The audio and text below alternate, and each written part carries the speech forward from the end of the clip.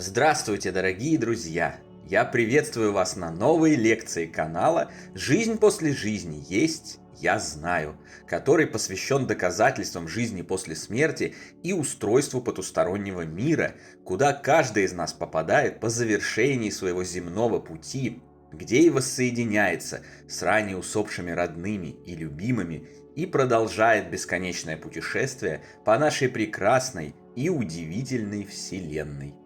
Если вам нравится то, что мы делаем, вы можете поддержать работу нашего канала донатом по ссылке в описании видео. Благодаря вашей поддержке наши ресурсы остаются бесплатными для всех. Большое вам спасибо! Сегодня я расскажу вам об одном человеке, который побывал на том свете, вернулся и все рассказал. Эта информация поначалу может огорчить и даже шокировать вас. Но не делайте поспешных выводов. Досмотрите видео до конца, и вы поймете, что в жизни после смерти все совсем не так плохо, как некоторые пытаются представить. Приступим. В наших предыдущих лекциях и книгах мы уже рассказывали вам об американском инженере и бизнесмене Роберте Монро, который в молодости научился регулярно и осознанно покидать свое физическое тело и совершать внетелесные путешествия по астральному и другим тонким мирам, которые стереотипно называются духовными, потусторонними и загробными, но по сути представляют собой одну и ту же область нефизической, нематериальной вселенной.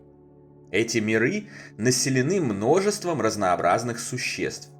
Теми, кого мы называем умершими, в частности нашими усопшими друзьями, родными и любимыми, сновидцами, на время отдыха покинувшими свои биологические тела, выдуманными персонажами, а также другими духовными существами, которые могли и никогда не жить в биологических телах.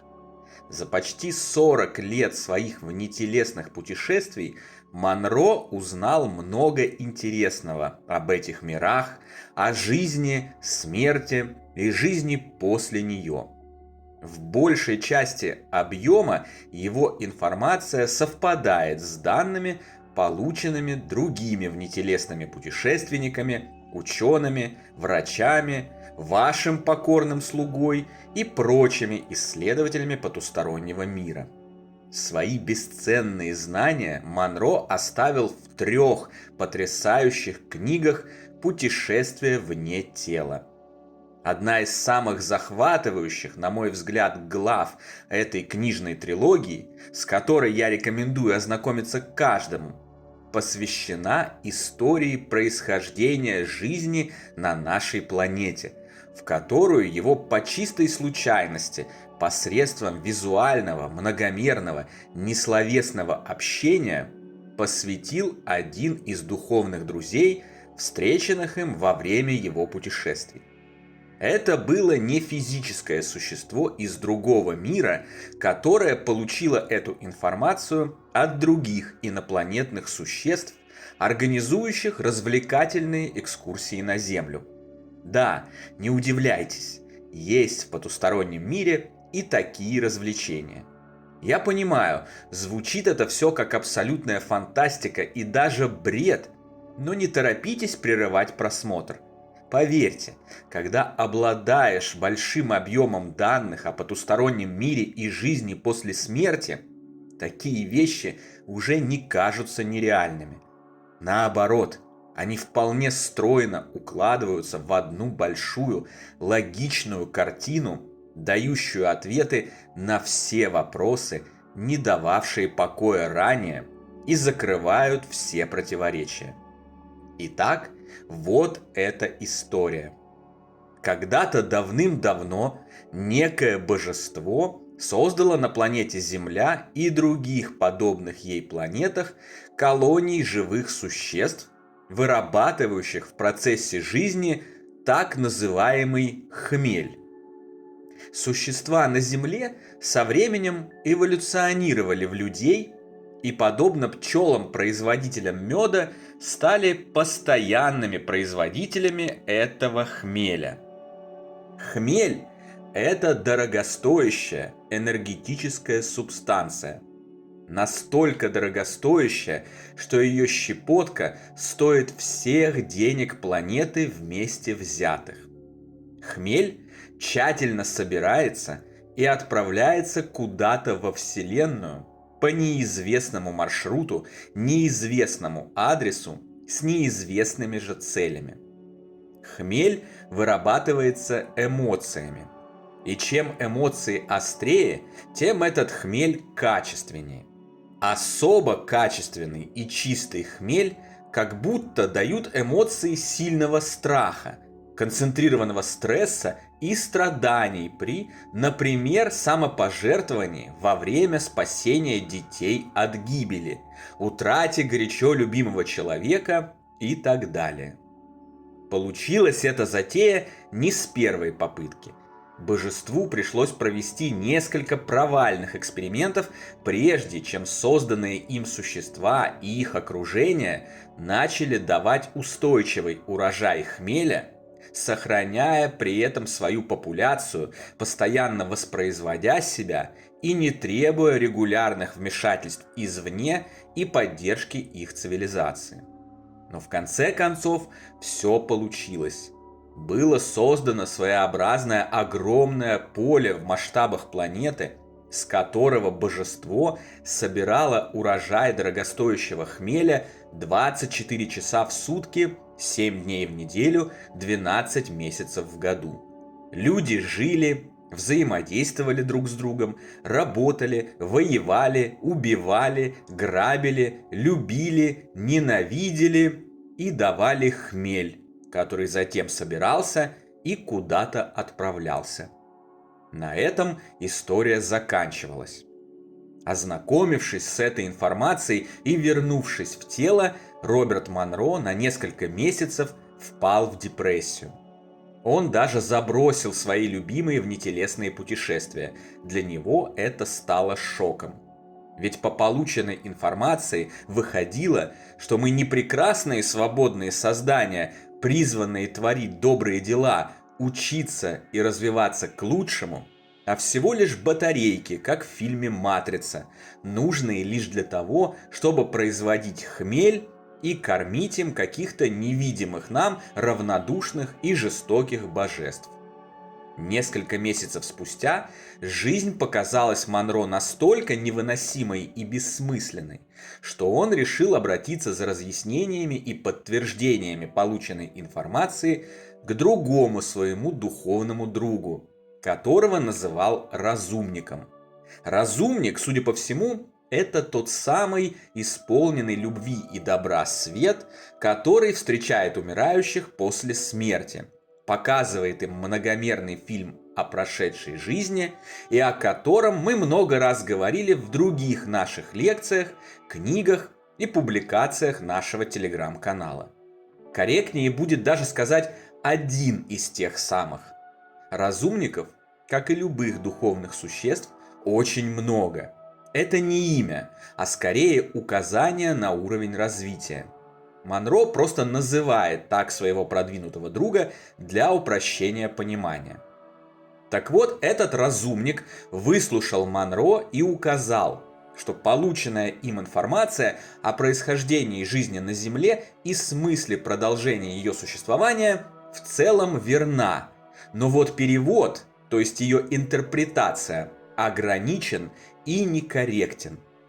Он рассказал, что хмель – это не просто некая дорогостоящая субстанция типа специи из фильма «Дюна», которая продается на каких-нибудь вселенских рынках за баснословные деньги и затем тратится на сладострастные удовольствия хозяевами планеты. Хмель – это энергия любви. И вот эту энергию действительно в том или ином количестве вырабатывают все обитатели Земли. Кто-то вырабатывает ее больше, кто-то меньше, а кто-то в громадных объемах и в самом чистом виде. Эта энергия действительно собирается и отправляется туда, где она больше всего нужна в данный момент, на помощь нуждающимся и в целях строительства доброй и справедливой вселенной. Помимо этого, существование людей на Земле не ограничивается только лишь целью выработки и сбора хмеля.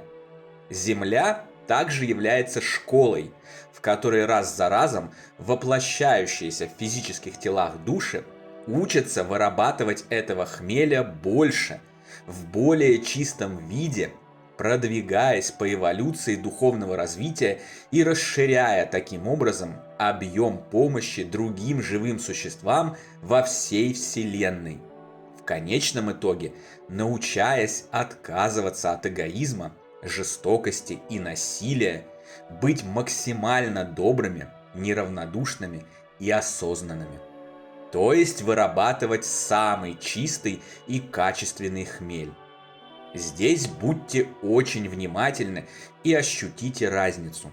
Информация одна и та же, но вот от ее верной интерпретации, от контекста и маленького, но критически важного нюанса зависит ее корректное понимание. Никакие мы не батарейки, не винтики и не глупый скот, который режут ради пропитания и забавы. Но наоборот, самые важные элементы Вселенной, благодаря которым она живет и прогрессирует вперед. И это становится очевидно, если заглянуть чуть дальше обрывка информации, не ограничиваться чьей-то трактовкой, а открыть весь объем знания полностью. По-видимому, этот же самый некорректный перевод и некорректная интерпретация информации о происхождении жизни на Земле и смысле ее существования стали причиной появления страшных, печальных и депрессивных теорий, которые мы разбирали в одной из прошлых лекций, о том, что наша планета – это космическая тюрьма, в которой отбывают сроки провинившиеся души. Или что мы всего лишь космические батарейки для невидимых жестоких богов, преследующих свои исключительно корыстные цели.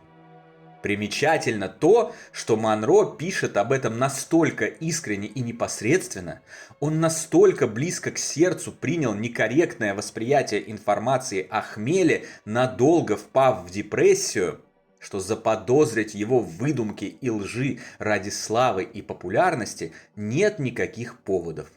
Сама по себе эта ситуация, последовательно развивавшаяся на протяжении нескольких месяцев, показывает, что лжи в ней нет.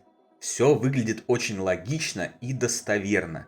Роберт Монро не стал просто слепо верить полученной информации.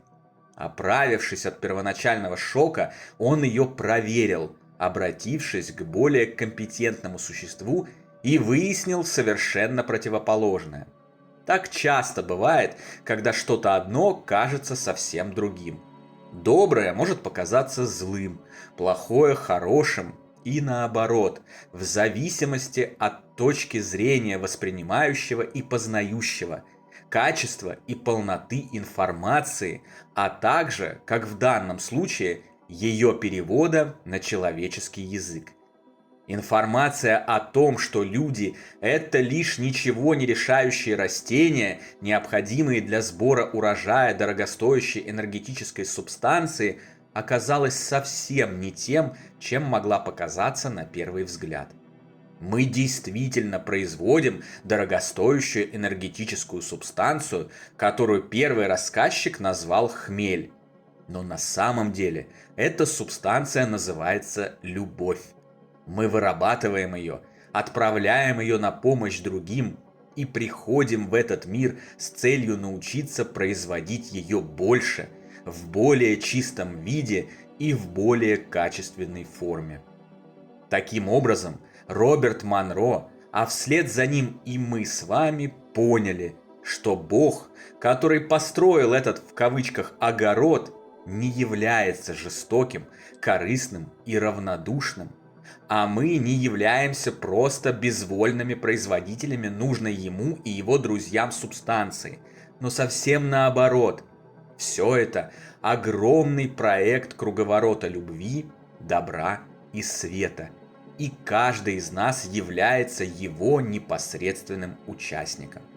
Поэтому, если где-то на другой стороне планеты, в ужасной катастрофе от неминуемой гибели чудесным образом спасся какой-то незнакомый вам человек, или, быть может, получив ранение, кто-то не истек кровью, а был спасен случайно проходившим рядом врачом, знайте, что это могло быть результатом влияния выработанного лично вами хмеля.